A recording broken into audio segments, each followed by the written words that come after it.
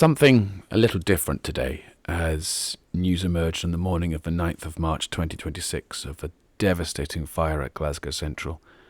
I wanted to share some thoughts on this event.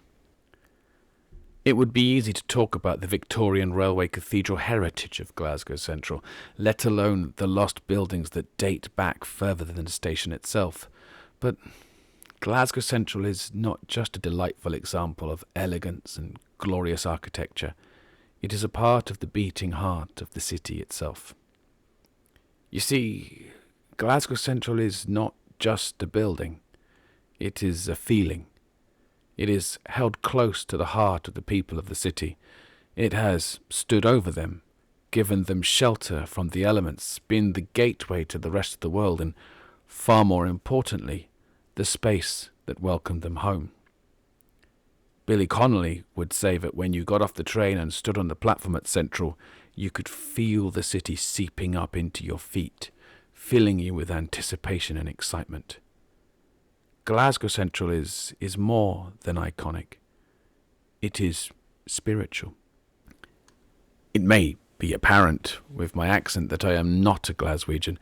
I was a student in the second city of the empire, but Mother Glasgow's succour is perpetual. She taught me how to stand tall after taking the punches. She taught me to respect my heritage, and part of that lesson was just apparent in the architecture of the city. The bold and proud, if faded glory of the mercantile confidence, the architectural style that gives Glasgow its soul, makes Glasgow a filming location for films set in the new America at the turn of the century. That beauty is being erased block by block. Now, I know time marches on and change is the only constant, something I am all too aware of and understand, even as I watch my views out my own window get erased from me as a monstrous concrete block rises opposite my home. Yet, it doesn't mean we cannot or we shouldn't push back against the tide.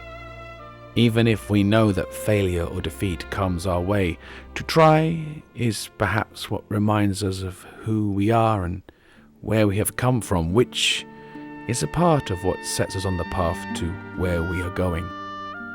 I hope even now campaign groups are forming to attempt to ensure that the rubble will be replaced with a fine replica of what stood before, not a soulless grey glass block which inspires nothing but a desire to look the other way.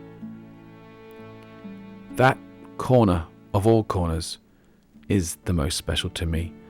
That corner of Glasgow Central Concourse inspired a pivotal scene in the book I have been trying to write for